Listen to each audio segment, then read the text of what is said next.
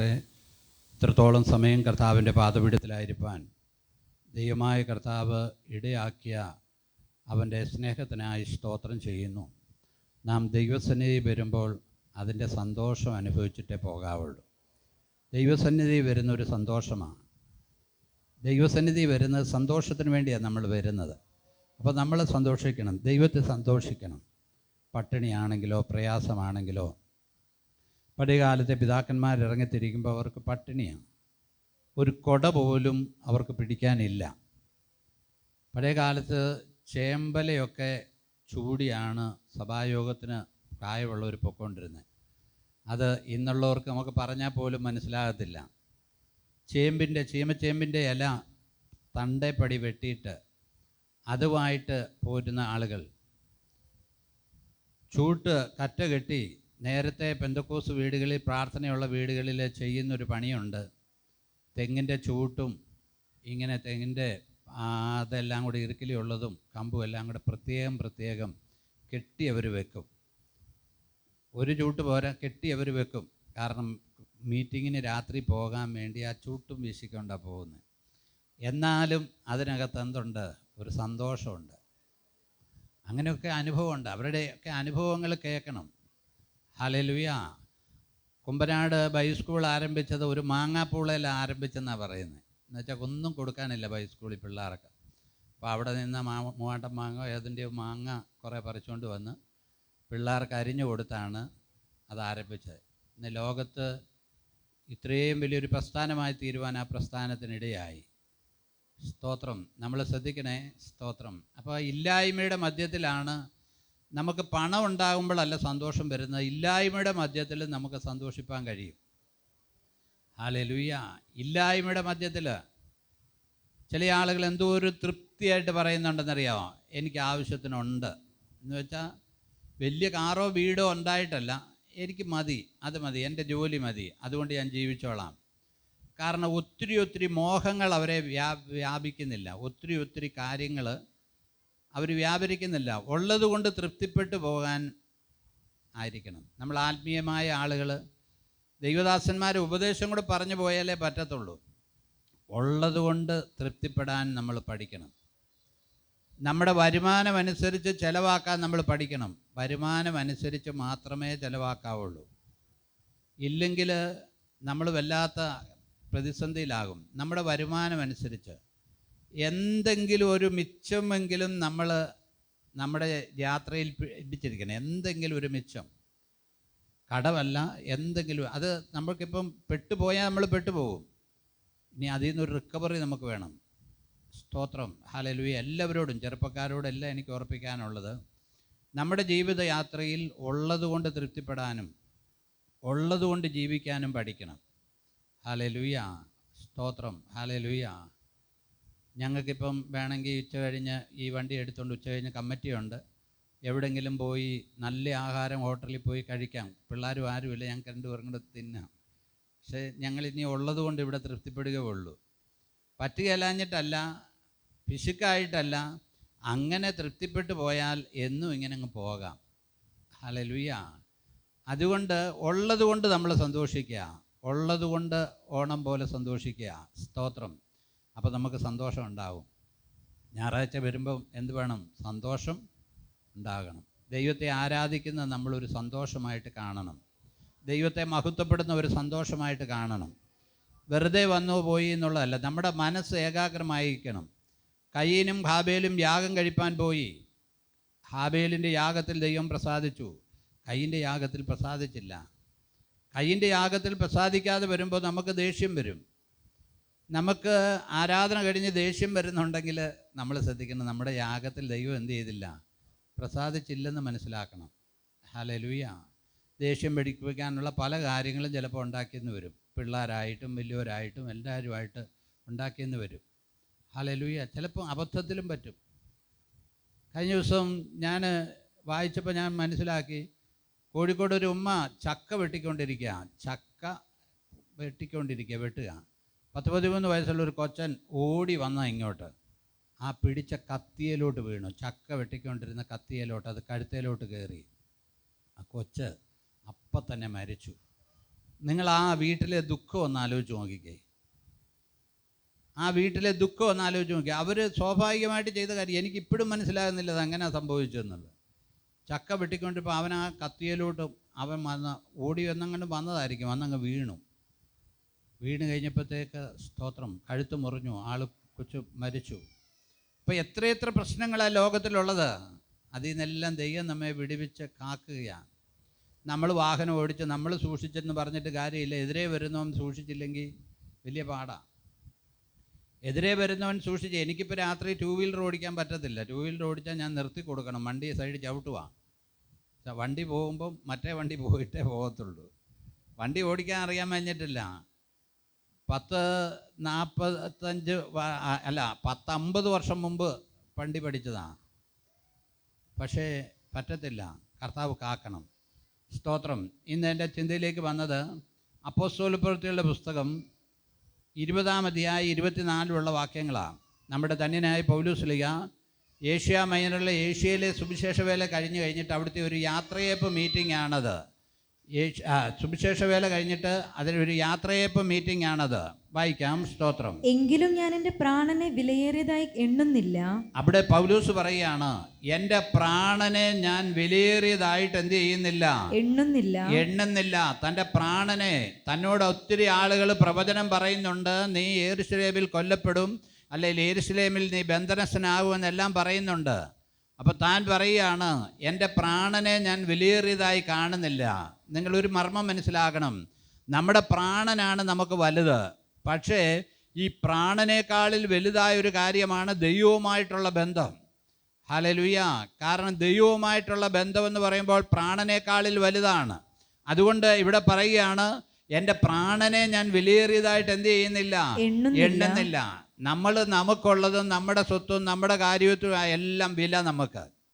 കാരണം പൗലോസിനൊരു കാര്യം മനസ്സിലായി, എൻ്റെ വാസം ഇവിടെയല്ല, എൻ്റെ വാസം ഇവിടെയല്ല എന്നുള്ള കാര്യം പൗലോസിന് മനസ്സിലായി. സ്തോത്രം. അതുകൊണ്ട് സ്തോത്രം പൗലോസ് പറയുകയാണ്, എൻ്റെ പ്രാണനെ ഞാൻ വിലയേറിയതായിട്ട് എന്ത് ചെയ്യുന്നില്ല, കാണുന്നില്ല. സ്തോത്രം. അതുകൊണ്ട് നമ്മൾ ശ്രദ്ധിക്കണം, നമ്മുടെ ഈ ലോകത്തിലുള്ളതൊന്നും അല്ല വിലയേറിയത്. ഈ ലോകത്തിലുള്ള ഒരു കാര്യവും വിലയേറിയതല്ല. എല്ലാം നമുക്ക് വേണം, പക്ഷേ ഈ ലോകത്തിലൊന്നും വിലയേറിയതല്ല. നമ്മുടെ പ്രാണൻ നിത്യതയിൽ ദൈവസന്നിധിയിൽ പോകുന്നതാണ് ഏറ്റവും വലിയ പ്രാധാന്യം. എങ്കിലും ഞാൻ എൻ്റെ പ്രാണനെ വിലയേറിയതായി എണ്ണുന്നില്ല. എൻ്റെ ഓട്ടവും ദൈവകൃപയുടെ സുവിശേഷം. എൻ്റെ ഓട്ടം എന്ന് വെച്ചാൽ താൻ ഒരു ഓട്ടം ഓടിക്കൊണ്ടിരിക്കുക, ദൈവരാജ്യത്തിന് വേണ്ടി ഓടിക്കൊണ്ടിരിക്കുക. നമുക്ക് ഓടാൻ കഴിയണം, നമുക്കും എന്തെങ്കിലുമൊക്കെ കഴിയണം. ദൈവദാസന്മാർ മാത്രമല്ല, ദൈവികമായ കാര്യങ്ങൾക്ക് വേണ്ടി സ്തോത്രം ഹല്ലേലൂയ നമുക്ക് ഓടാൻ കഴിയണം. ഹല്ലേലൂയ. നമ്മുടെ ഒരു വീടുകളിൽ ഒരു മീറ്റിംഗ് വെച്ചാൽ നമ്മുടെ സ്വന്തക്കാരോട് നമ്മൾ പറയണം, നമ്മുടെ വരുന്നവർ വരട്ടെ, മനസ്സുള്ളവർ വരട്ടെ, നമ്മൾ പറയാനുള്ളത് നമ്മൾ പറയുക. കാരണം എങ്ങനെയെങ്കിലും നമ്മുടെ ഓട്ടമൊന്ന് തയ്ക്കണം. സ്തോത്രം ഹല്ലേലൂയ. ഇപ്പം ആര് മരിക്കുന്നിടത്തും വാക്യം എഴുതി വെക്കുന്നൊരു വാക്യമുണ്ട്, ഞാൻ നല്ല പോർ പൊരുതു, ഓട്ടം തികച്ചു, വിശ്വാസം കാത്തു എന്നൊക്കെ എഴുതി വെക്കുന്നുണ്ട്. പക്ഷേ അതുമായിട്ട് യാതൊരു ബന്ധവും അവരുടെ ജീവിതത്തിലില്ല. ദൈവത്തിന് വേണ്ടി ഒരു ചെറുവിരൽ പോലും അനക്കാത്തവർ, ദൈവത്തിന് വേണ്ടി ഒരു ചെറുവിരൽ പോലും അനക്കാത്തവർ എന്താ പ്രാഗൽഭ്യത്തോടെ അത് എഴുതി വെക്കാൻ കഴിയുന്നത്? സ്തോത്രം ഹല്ലേലൂയ. ശ്രദ്ധിക്കണേ. സ്തോത്രം. എങ്കിലും എൻ്റെ പ്രാണനെ ഞാൻ വിലയേറിയതായി എണ്ണുന്നില്ല, എൻ്റെ ഓട്ടവും ദൈവകൃപയുടെ സുവിശേഷത്തിന് സാക്ഷ്യം പറയേണ്ടതിന് കർത്താവായ യേശു തന്ന ശുശ്രൂഷ തികയ്ക്കണം. കർത്താവായ യേശു തന്ന ശുശ്രൂഷ നമ്മൾ ശ്രദ്ധിക്കണേ. നമുക്കെല്ലാവർക്കും ഒരു ശുശ്രൂഷയുണ്ട്. നമ്മളാരും ചിന്തിക്കരുത് എനിക്ക് പുൾപിറ്റിൽ നിന്ന് പ്രസംഗിക്കുന്ന ശുശ്രൂഷയെന്ന്. അത് മാത്രമല്ല ശുശ്രൂഷ, എല്ലാ കാര്യങ്ങളും ശുശ്രൂഷയാണ്. ഇടുന്നത് പോലെ ശുശ്രൂഷയാണ്. ഇതെല്ലാം ദൈവിക കാര്യങ്ങളിൽ. ആളെ നമ്മളിവിടെ കൺവെൻഷൻ നടന്നപ്പോൾ നമ്മുടെ അഞ്ചപ്പെട്ടിയിലെ ഫിലിപ്പ് പാസ്റ്റർ ആളുകളെ ഇങ്ങനെ കയറ്റി ഇരുത്തിക്കൊണ്ടിരുന്നു. പുള്ളിയോട് പറഞ്ഞ് അടുത്ത പ്രാവശ്യം നിങ്ങളെ അയപ്പിക്കുന്നെന്ന്. വളരെ ഉത്തരവാദിത്വത്തോടെ ഒരു കസേര റിസർവ് ചെയ്തിട്ടിട്ട് പോലും പുള്ളി സമ്മതിച്ചില്ല. അവസാനം പറഞ്ഞു, ഇത് ഫ്രണ്ടിലിരിക്കുന്നവരെ വരും, അവർക്ക് വേണ്ടി ഇട്ടേക്കുന്നതാണെന്ന് പറഞ്ഞു. കാരണം അതൊരു ശുശ്രൂഷയാണ്. ഹല്ലേലൂയ. അതൊരു ശുശ്രൂഷയാണ്. സ്തോത്രം ഹല്ലേലൂയ. അപ്പം നമ്മുടെ ശുശ്രൂഷ എന്ന് പറഞ്ഞത് പ്രസംഗം മാത്രമല്ല. നമുക്ക് ഏതെല്ലാം രീതിയിൽ നമ്മളൊരു സ്റ്റാറ്റസ് ഇടുന്ന ഒരു വാക്യം പോലും ഒരു ശുശ്രൂഷയുടെ ഭാഗമാണ്. ഹല്ലേലൂയ. മനസ്സിലാക്കണം. നമ്മൾ ഇടുന്ന ഒരു സ്റ്റാറ്റസ്, ഒരു ദൈവവചന ഇടുകയാണെങ്കിലും അതും ഒരു ശുശ്രൂഷയാണ്. ആരെങ്കിലും ഒന്ന് കാണാനിടയായിത്തീരും, ആരെങ്കിലും ഒന്ന് കാണാനിടയായിത്തീരും. നമ്മൾ ഗമയ്ക്ക് വേണ്ടി ഇടുന്നതല്ല കേട്ടോ. നമ്മുടെ ഈ ഗ്രൂപ്പിലൊക്കെ നമ്മൾ പല മെസ്സേജുകളൊക്കെ ഫോർവേഡ് ചെയ്യാറുണ്ട്, ദൈവികമായ കാര്യങ്ങൾ, കൺവെൻഷനെക്കുറിച്ചും മീറ്റിങ്ങുകളെക്കുറിച്ചും. അതെന്തിനാണെന്ന് ചോദിച്ചാൽ ആർക്കെങ്കിലും ഒരു പ്രയോജനം ചെയ്താൽ അത് ഉപകാരമായി. സ്തോത്രം, ഹല്ലേലൂയ. നമ്മുടെ ശുശ്രൂഷ, സ്തോത്രം. ഈ സമയം ഞാൻ ഓർക്കുന്നു, നമ്മുടെ പെട്ടമല അച്ചാന് സുഖമില്ലാതിരിക്കുകയാണ്, അതുകൊണ്ടാണ് വരാത്ത, തലകറക്കമുണ്ട്. ഇനി ആർക്കെങ്കിലും ദൈവാത്മാവ് ഒരു പ്രേരണ തന്നു, എനിക്ക് 10 മിനിറ്റ് ഇവിടെ ഞായറാഴ്ച സംസാരിക്കണമെന്ന് ദൈവാത്മാവ് കൃത്യമായിട്ട് പ്രേരണ തന്ന് നിങ്ങൾക്കൊരാലോചന തന്ന് ഇവിടെ വന്നേച്ച് വാക്യം തപ്പിക്കൊണ്ടിരുന്നാൽ പറ്റത്തില്ല. ആലോചന തന്ന് കൃത്യമായിട്ട് തരുന്നുണ്ടെങ്കിൽ എന്നോടൊന്ന് വിളിച്ച് പറഞ്ഞാൽ അതിനുള്ള അവസരം ഒരുക്കാം. ഹല്ലേലൂയ. ഇപ്പോൾ 2-3 പേര് ഒന്നിച്ച് വിളിച്ച് പറഞ്ഞാൽ ആദ്യം വിളിച്ചവരുടെ ഫോണേ എടുക്കത്തുള്ളൂ, പിന്നെ വരുന്നവരുടെ ഓർഡറായിട്ടേ വരത്തുള്ളൂ. വെറുതെ കയറി പ്രസംഗിക്കാനല്ല. ദൈവം എന്നോട് സഭയിൽ ഒരു ആലോചന പറയണമെന്ന് എനിക്ക് പരിശുദ്ധാത്മാവ് ഹേമം തന്നു എന്ന് പറഞ്ഞ് 10 മിനിറ്റ് കൂടുതൽ പറ്റത്തുമില്ല. അങ്ങനെ ആർക്കെങ്കിലും ഉണ്ടെങ്കിൽ അവസരം കിട്ടിയില്ലെന്ന് ആരും പറയരുത്. ഇങ്ങോട്ട് പറഞ്ഞാൽ അതിനുള്ള അവസരമുണ്ട്. ദൈവാത്മാവ് എന്നോട് ഇടപെട്ടെന്ന് പറയണം, വെറുതെ പറയരുത്. അല്ലെങ്കിൽ സ്വപ്നത്തിൽ, അല്ലെങ്കിൽ ദർശനത്തിൽ, അല്ലെങ്കിൽ ഒരു ആലോചന പറയണമെന്ന് പറഞ്ഞാൽ തരാൻ നമുക്ക് യാതൊരു വിരോധവുമില്ല. അതിനൊന്നും നമ്മളവിടെ തലക്കനമൊന്നും കാണിക്കുന്നില്ല. സ്തോത്രം, ഹല്ലേലൂയ. അതാ ഞാൻ പറഞ്ഞത്, എന്തെങ്കിലും ഒരു ആലോചന പറയുന്നതെങ്കിൽ 1 മണിക്കൂർ വേണമെന്നില്ല. ഞങ്ങളൊക്കെ അമേരിക്കയിലൊക്കെ പ്രസംഗിച്ചിട്ടുള്ളവരാ. 10 മിനിറ്റ് പ്രസംഗിച്ചിട്ടുണ്ട്. 2 മിനിറ്റ് കൊണ്ട് ഇരിക്കേണ്ടടുത്ത് 2 മിനിറ്റ് കൊണ്ട് ഇരിക്കണം, 5 മിനിറ്റ് കൊണ്ട് ഇരിക്കേണ്ടടുത്ത് 5 മിനിറ്റ് കൊണ്ട് ഇരിക്കണം. കാട് കയറിപ്പോ അങ്ങനെയാണ് കാര്യങ്ങൾ. സ്തോത്രം, ഹല്ലേലൂയ. അപ്പം എനിക്ക് പൗലൂസ് പറയാണ്, കർത്താവായ യേശുക്രിസ്തു തന്ന ശുശ്രൂഷ തികയ്ക്കണം. നമ്മുടെ പ്രിയമുള്ളവർ, ഒരു ദിവസം ഇവിടുത്തെ പരിപാടിയെല്ലാം തീർത്തും ശുശ്രൂഷ തികയ്ക്കും. എന്തെങ്കിലും ദൈവത്തിന് പ്രയോജനമുള്ളത് എന്തെങ്കിലും ഉണ്ടെങ്കിൽ ചെയ്യാൻ പറ്റുന്നുണ്ടോ? ഹല്ലേലൂയ. മറ്റാരെയും നമ്മൾ ചെയ്യണമെന്നില്ല. കാണാതെ എന്തെല്ലാം കാര്യം ചെയ്യുന്നവരുണ്ടെന്നറിയാം ഇവിടെ. മറ്റാരോടും അറിയിക്കാതെ പല കാര്യങ്ങൾ ചെയ്യുന്നവരുണ്ട്. എനിക്കത് മനസ്സിലാക്കാൻ കഴിയുന്നുണ്ട്. Hallelujah, hallelujah. ശ്രദ്ധിക്കണേ, എന്തെങ്കിലും ഒരു ശുശ്രൂഷ, ഹല്ലേലൂയ, കർത്താവ് തന്ന ശുശ്രൂഷ. എല്ലാവർക്കും ഒരു ശുശ്രൂഷ ഏൽപ്പിച്ചിട്ടുണ്ട്. ഹല്ലേലൂയ. കർത്താവ് തന്ന ശുശ്രൂഷ തികയ്ക്കണമെന്നേ ഉള്ളൂ. അടുത്തത് വേഗം വായിച്ചു. എന്നാൽ നിങ്ങളുടെ ഇടയിൽ ദൈവരാജ്യം പ്രസംഗിച്ചുകൊണ്ട് നടന്നവനായ എന്റെ മുഖം നിങ്ങൾ ആരും ഇനി കാണുകയില്ല എന്ന് പൗലോസ് അവിടുത്തെ ശുശ്രൂഷ നിർത്തിപ്പോവുക. അതുകൊണ്ട് പറഞ്ഞു, ഇനി ഞാൻ ഇങ്ങോട്ട് വരത്തില്ല. അവനറിയാം അവൻ കൊല്ലപ്പെടുമെന്നും അറിയാം, അവൻ ബന്ധിക്കപ്പെടുമെന്നും അറിയാം. അവരോട് ലാസ്റ്റ് പറഞ്ഞു പോകുക, മുഖം കാണുകയില്ല എന്ന് ഞാൻ അറിയുന്നു. അതുകൊണ്ട് നിങ്ങളിൽ ആരെങ്കിലും നശിച്ചു പോയാൽ ഞാൻ കുറ്റക്കാരനല്ല. പൗലോസ് പറയാ, നിങ്ങൾ ആരെങ്കിലും നശിച്ചു പോയാൽ ഞാൻ കുറ്റക്കാരനല്ല.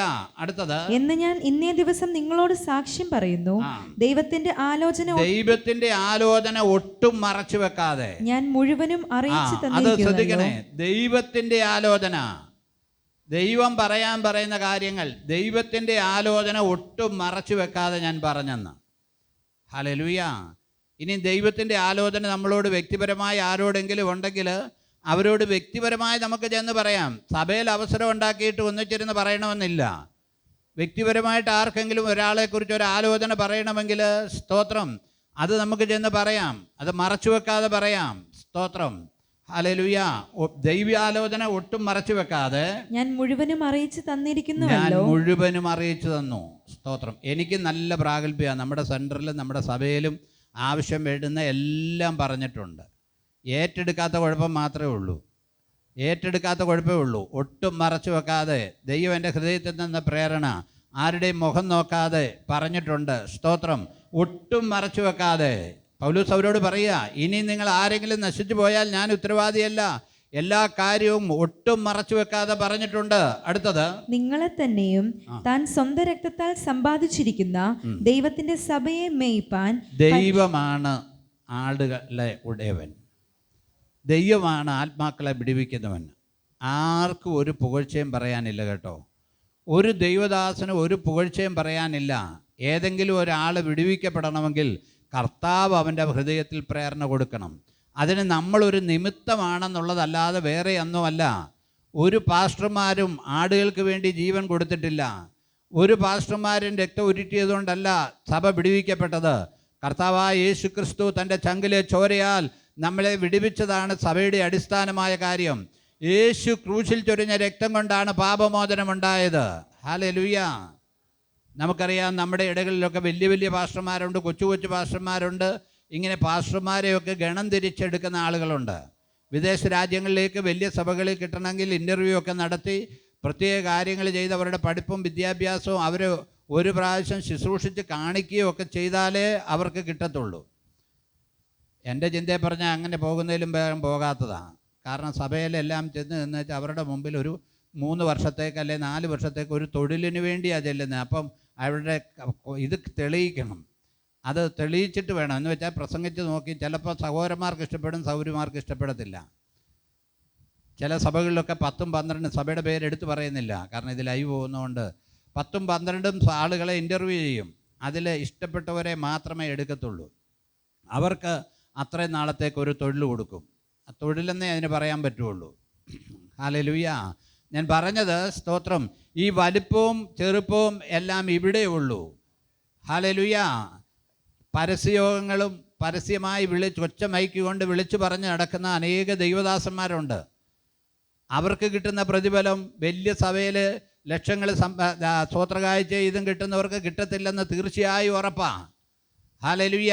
ആരും കാണാതെ എല്ലാവരാലും പരീക്ഷിക്കപ്പെട്ട് നല്ലൊരു പാൻറ്റോ ഷർട്ടോ ഇല്ലാതെ, നല്ലൊരു മുണ്ടോ ഷർട്ടോ ഇല്ലാതെ, കൊച്ചു ബൈക്കിൽ ബാറ്ററി ഇട്ടിട്ട് ഓരോ തെരുക്കളിൽ പോയി എന്ന് വിളിച്ചു പറയുന്ന ദൈവദാസന്മാർക്കുള്ള പ്രതിഫലം അല്ലാത്തവർക്ക് കിട്ടത്തില്ല.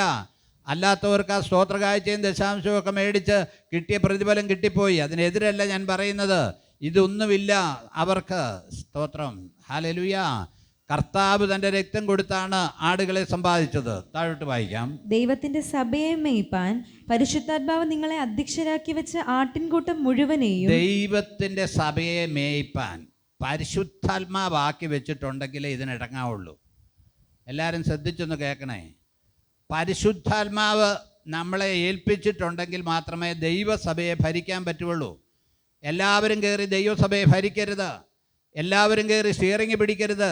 സഭയെ ഭരിക്കാൻ അതിനെ ചുമതലപ്പെട്ടവരുണ്ട്. ഹല്ലേലൂയ. എല്ലാവരും കയറി പാസ്റ്ററാകരുത് കേട്ടോ. ഉപദേഷ്ടാക്കന്മാരാകുന്നവർ അവർ കണക്ക് പറയേണ്ടി വരും. അധികം ശിക്ഷാവിധി വരാതിരിക്കേണ്ടതിന് ഉപദേഷ്ടാക്കന്മാരാകരുതെന്നാണ് പറയുന്നത്. കാരണം ഞാൻ ഈ പുൾപ്പറ്റിൽ നിന്ന് പ്രസംഗിക്കുന്നതെല്ലാം എന്നോടും ദൈവം ചോദിക്കും. ഞാൻ അതിനനുസരിച്ച് ജീവിച്ചില്ലെങ്കിൽ ദൈവം എന്നോട് ചോദിക്കും. ഹല്ലേലൂയ. ശ്രദ്ധിക്കണമേ. അപ്പോൾ പരിശുദ്ധാത്മാവ് അധ്യക്ഷരാക്കി വെക്കാതെ നമ്മളതിനു വേണ്ടി തുനിയരുത്. ഹല്ലേലൂയ. സ്തോത്രം. ഹല്ലേലൂയ. ശ്രദ്ധിക്കണമേ. പരിശുദ്ധാത്മാവ് അധ്യക്ഷരാക്കി വെച്ച ആട്ടിൻകൂട്ടം മുഴുവനെയും സൂക്ഷിച്ചു കൊള്ളുവിൻ. ആട്ടിൻകൂട്ടത്തെ സൂക്ഷിക്കണം. ആട്ടിൻകൂട്ടങ്ങളെ സൂക്ഷിക്കണം. ദൈവസഭയെ ആട്ടിൻകൂട്ടമായിട്ടാണ് ചിത്രീകരിക്കുന്നത്. ദൈവസഭയിൽ ഭിന്നത വരുത്തരുത്, ഭിന്നത ഉണ്ടാകരുത്. ദൈവത്തിൻ്റെ ആട്ടിൻകൂട്ടമാണ്. ദൈവത്തിൻ്റെ ആട്ടിൻകൂട്ടമാണ്. നമ്മുടെ ഇടപാട് കൊണ്ട് ഒരാൾ പിന്മാറിപ്പോയാൽ അതിന് നാം കണക്ക് പറയേണ്ടി വരും. ഹല്ലേലൂയ. ഈ ആദിമകാലം മുതലേ സ്തോത്രം ശുശ്രൂഷകളിൽ പോരുണ്ട്.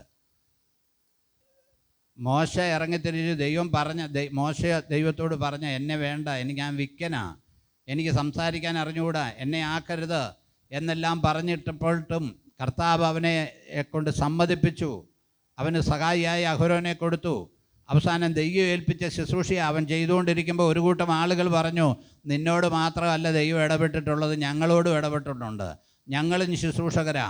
നമുക്കറിയാവുന്ന കാര്യമാണ്. ഇന്നും ഇന്നലെയും തുടങ്ങിയല്ല. കോരഹ്, ദാതാൻ, അബീരാം അവർ മോശയോട് മത്സരിക്കാൻ തുടങ്ങി. ആദിമകാലം മുതൽ മത്സരമുണ്ട്. ഇന്ന് സഭകളിലും സംഘടനകളിലും എല്ലാം മത്സരമുണ്ട്.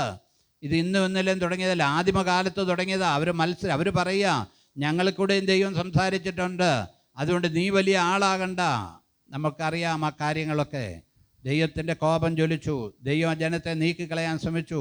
അവസാനം കോരഹിൻ്റെയും ദാതാന്റെയും അബിരാമിൻ്റെയും പാളയത്തിന് അടുക്കൽ നിന്ന് മാറി നിൽക്കാൻ ദൈവം പറഞ്ഞു. സ്തോത്രം. അവരെ മുഴുവനും ജീവനോടെ അവർ പാതാളത്തിലേക്ക് പോയി. അവരുടെ കരച്ചിൽ പുറത്തോട്ട് കേൾപ്പാനിടയായി തീർന്നു. ഇടയ്ക്ക് ആ ഭാഗമൊക്കെ വായിക്കുമ്പോൾ നടുങ്ങിപ്പോവും നമ്മൾ. ജീവനോടെ പാതാളത്തിലേക്ക് ഇറങ്ങിയ സ്തോത്രം. ഹല്ലേലൂയ. യേശു തൻ്റെ രക്തത്താൽ വിടുവിച്ച് കൊണ്ടുവന്നാണ് ഈ സഭ. അതുകൊണ്ട് സഭയ്ക്ക് നമ്മൾ ഇടർച്ച ഉണ്ടാകരുത്. നമ്മുടെ വാക്കുകൊണ്ട് ആത്മീയ വർധന അല്ലാതെ ഒന്നും ഉണ്ടാകരുത്. സ്തോത്രം. ഹല്ലേലൂയ. നിങ്ങളെ അധ്യക്ഷരാക്കി വെച്ചിരിക്കുന്ന ആട്ടിൻകൂട്ടത്തെ മുഴുവനും സൂക്ഷിച്ചുകൊള്ളുവിൻ. ഞാൻ പോയ ശേഷം ആട്ടിൻകൂട്ടത്തെ ആദരിക്കാത്ത കൊടിയ ചെന്നായ്ക്കൾ നിങ്ങളുടെ ഇടയിൽ കടക്കുമെന്ന് നിങ്ങളുടെ ഇടയിൽ കടന്നു വരും. വായിച്ചോ. ശിഷ്യന്മാരെ തങ്ങളുടെ പിന്നാലെ വലിച്ചു കളവാനായി വിപരീതോപദേശം പ്രസ്താവിക്കുന്ന വിപരീത ഉപദേശം പ്രസ്താവിക്കും. പല പല ഉപദേശം പ്രസ്താവിക്കും. ആളുകൾ കൺഫ്യൂഷൻ ആയിട്ടിരിക്കുന്ന ആളുകളുണ്ട്. ഏതാ ഉപദേശം ശരിയെന്നറിയാൻ വയ്യാതെ. ഹല്ലേലൂയ. വിപരീത ഉപദേശം. ഓരോരുത്തർക്ക് തോന്നിയതുപോലെ, അവർക്ക് തോന്നിയതുപോലെ വിപരീത ഉപദേശം പ്രസ്താവിക്കും. ഹല്ലേലൂയ. നമ്മൾ കേട്ടാലും വിപരീത ഉപദേശമാണോ എന്ന് ശ്രദ്ധിക്കണം. അവരുടെ കാര്യം നേടാൻ വേണ്ടി വിപരീത ഉപദേശം പ്രസ്താവിക്കും. ഹല്ലേലൂയ. സ്തോത്രം. ഹല്ലേലൂയ. ശ്രദ്ധിക്കണേ. അതായിട്ട് വായിച്ചോ.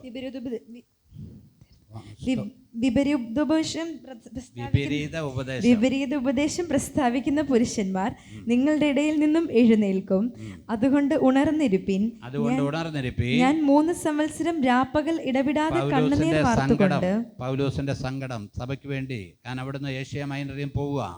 3 സംവത്സരം അവൻ അവിടെ ഒരു റൂം വാടകയ്ക്ക് എടുത്ത് ദൈവവചനം അവരോട് അറിയിച്ചു. കണ്ണുനീരോടെ അറിയിച്ചു. സ്തോത്രം. വേദനയോടെ അറിയിച്ചു.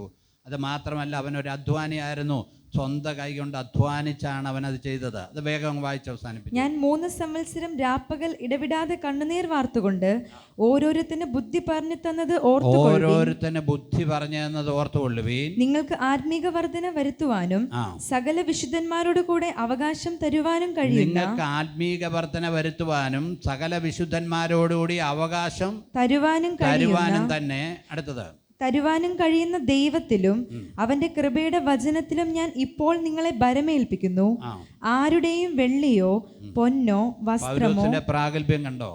അദ്ദേഹം പറയുക, 3 വർഷം ശുശ്രൂഷിച്ചേച്ച് പോകുമ്പോ പറയുക, ഞാൻ ആരുടെയും വെള്ളിയോ പൊന്നോ വസ്ത്രമോ ഞാൻ മോഹിച്ചിട്ടില്ല. എന്തൊരു പ്രാഗൽഭ്യമാണ് പ്രിയമുള്ളവരെ. പൗലോസ് പറയാ, ഞാൻ ആരുടെയും വെള്ളിയോ പൊന്നോ വസ്ത്രമോ ഞാൻ മോഹിച്ചിട്ടില്ല.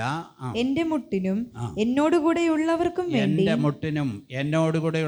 വേണ്ടി ഞാൻ ഈ കൈകളാൽ അധ്വാനിച്ചു എന്ന് നിങ്ങൾ തന്നെ അറിയുന്നുവല്ലോ. അതിശ്രേഷ്ഠ അപ്പോസ്തലന്റെ ക്വാളിറ്റി കണ്ടോ? ഞാൻ അധ്വാനിച്ചു എന്ന് നിങ്ങൾ തന്നെ അറിയുന്നുവല്ലോ. അടുത്തത്, ഇങ്ങനെ പ്രയത്നം ചെയ്ത് പ്രാപ്തിയില്ലാത്തവരെ സഹായിക്കുകയും. പറയാ, ക്രിസ്തീയ ധർമ്മം എങ്ങനെയാ? ഇങ്ങനെ പ്രയത്നം ചെയ്ത് പ്രാപ്തിയില്ലാത്തവരെ സഹായിക്കണം. ഹല്ലേലൂയ. നമുക്ക് ആർക്കൊക്കെ കഴിഞ്ഞിട്ടുണ്ട് പ്രാപ്തിയില്ലാത്തവരെ സഹായിക്കാൻ? ഹല്ലേലൂയ. പ്രാപ്തിയില്ലാത്തവരെ സഹായിപ്പാനും വാങ്ങുന്നതിനേക്കാൾ കൊടുക്കുന്നത് ഭാഗ്യമെന്ന് കർത്താവായ യേശു. അതിനൊന്ന് അടിവര ഇടണം കേട്ടോ. വാങ്ങുന്നതിനേക്കാൾ കൊടുക്കുന്നത് ഭാഗ്യം എന്ന് കർത്താവായ യേശു പറഞ്ഞെന്ന്. ഞാൻ അത് ആ വാക്യം അവിടെ ഇവിടെയൊക്കെ തപ്പി അന്വേഷിച്ച് നോക്കിയിട്ടും കർത്താവ് അങ്ങനെ പറഞ്ഞതായിട്ട് നമുക്ക് വായിക്കാൻ കഴിയത്തില്ല. അങ്ങനെ അതേ സെൻറ്റൻസ് വായിക്കാൻ പറ്റത്തില്ല. പിന്നെ ഞാൻ ഇന്നലെയും വായിച്ചപ്പോൾ എനിക്ക് മനസ്സിലായി, പൗലോസ് പറഞ്ഞൊരു കാര്യമുണ്ട്, ഞാൻ കർത്താവിങ്കിൽ നിന്ന് പ്രാപിച്ചിട്ട് നിങ്ങൾക്ക് ഏൽപ്പിച്ചു തരുന്നതാണ്. അപ്പം കർത്താവ് തന്നോടത് സംസാരിച്ചിട്ടുണ്ട്. അങ്ങനെയാണ് എനിക്ക് മനസ്സിലായത്. തിയോളജി ആയിട്ടല്ല. കാരണം നമ്മൾ വേറെ സുവിശേഷം വായിച്ചാൽ കർത്താവ് ഇങ്ങനെ പറയും, കർത്താവ് ചെയ്തിട്ടുണ്ടെങ്കിലും അങ്ങനെ പറയുന്നതായിട്ട് നമുക്ക് കാണാൻ കഴിയുന്നില്ല. യേശു പറഞ്ഞ വാക്കെന്ന് പറയാൻ കാണുന്നില്ല. പക്ഷേ പൗലോസിനോട് കർത്താവ് പറഞ്ഞു. കർത്താവെങ്കിൽ 3 വർഷം പൗലോസ് അരാബയിലായിരുന്നു. ശൗല് പോയപ്പോൾ അരാബയിലായിരുന്നു. അവിടെ വെച്ച് ദൈവം അവനോട് പറഞ്ഞു കാണും, വാങ്ങുന്നതിനേക്കാളിലും കൊടുക്കുന്നതാണ് ഭാഗ്യം. ഹല്ലേലൂയ.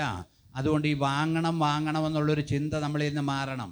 കൊടുക്കാൻ നമുക്ക് കഴിയണം. പ്രസംഗിക്കുന്ന ഞാനത് വളരെ ശ്രദ്ധിച്ചുകൊണ്ടായിരിക്കുന്നത്. സ്തോത്രം. ഹല്ലേലൂയ.